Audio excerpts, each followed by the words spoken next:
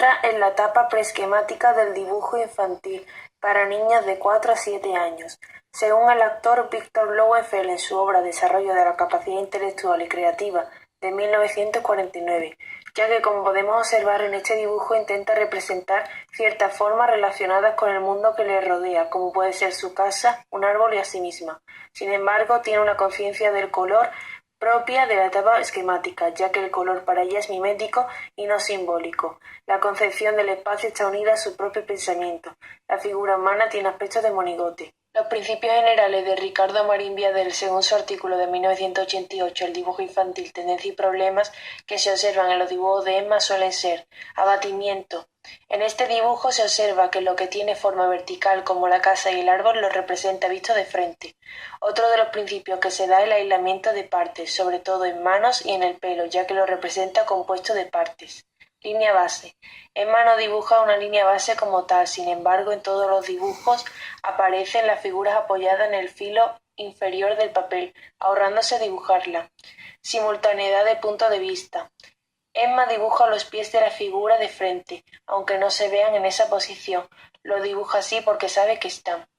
Según el autor Henry Luckett en su obra El dibujo infantil de 1917, Emma se situaría en la etapa llamada realismo intelectual o de apogeo para niños con edad de 5 a 8 años, ya que Emma no dibuja lo que ve, sino lo que sabe que está ahí mediante formas convencionales, así como hay un exceso de información en todos sus dibujos. También es característico de esta etapa el principio de abatimiento, sin simultaneidad de puntos de vista. Según el autor Bert Searle, en Pruebas mentales y académicas de 1921, Emma se encuentra en la etapa de simbolismo descriptivo, correspondiente a la edad de 5 o 6 años, ya que como se observa en este dibujo aparece un esquema imperfecto, además de dibujar figuras prototípicas que no las sabe dibujar muy bien.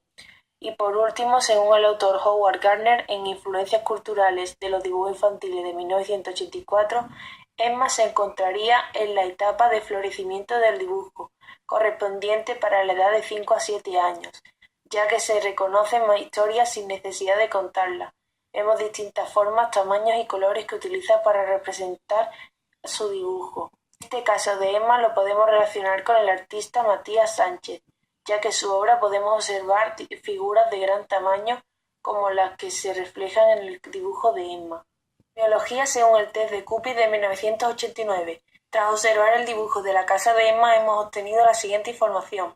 Casa alta. Cuando la casa representada es excesivamente alargada en su altura, pueden ser signos de necesidad de crecer, de hacerse mayor, de alcanzar la vida adulta. Puerta cerrada y cerraduras. En niños pequeños la puerta cerrada es una forma de protegerse de sus propios miedos. Puerta muy pequeña. Significa necesidad de autoprotección, necesidad de disponer su propio espacio sin interferencia de otras personas. Ventanas simples con pocos detalles. Reflejan niños con poco interés por la relación social, aunque no la rehúsen. Paredes altas. En la línea de lo comentado de las características generales de la casa, podemos hipotetizar que paredes altas elevándose hacia arriba suponen una proyección del niño, la necesidad de expandirse, crecer, quizás llegar a ser como los adultos. Tras observar el dibujo del árbol podemos obtener la siguiente información. Raíces. Una raíz proporcionada y bien dispuesta de la base del tronco supone seguridad, buen contacto emocional con la familia. Copa y ramas. Las ramas y las hojas, además de elementos de la parte superior del árbol, constituyen las estructuras que se alzan sobre el tronco, sobre el yo, y revelan la calidad e intensidad de las relaciones hacia el mundo exterior. Según su forma nos describirán a una persona que se adapta al exterior, se comunica eficazmente con los otros. Presencia de frutos. Cuando se han dibujado frutos reales como manzanas, simbolizan la productividad, las ganas de madurar. Tras observar la figura humana representada podemos obtener la siguiente información. Brazos cortos que no llegan a la cintura. Este indicador refleja básicamente una tendencia al retraimiento, con dificultades para abrirse al exterior. Tamaño. Emma suele dibujarse más grande con respecto al resto de miembros familiares. Quiere decir que tiene rasgo de egocentrismo. Manos. Las manos de la figura que representa a Emma suelen ser más grandes y detalladas con respecto al resto de miembros familiares. Significa capacidad de manipulación y movilidad. Semiótica. Según el mismo artículo de Marín Viadel, posición, tamaño, trazo y presión de color, Podemos observar la posición del dibujo. Emma suele dibujar en la parte inferior del papel. Esto hace referencia a la necesidad de materiales y físicas que pueda tener. Los dibujos suelen estar representados en el frente, que significa el momento actual, y en la izquierda, que indica pensamientos que giran en torno al pasado. Dimensión del dibujo. Muestra figuras grandes, por lo que indica seguridad, así como figuras pequeñas que indica reflexión o falta de confianza. Trazos del dibujo. Se observan trazos continuos y grotescos sin interrupciones.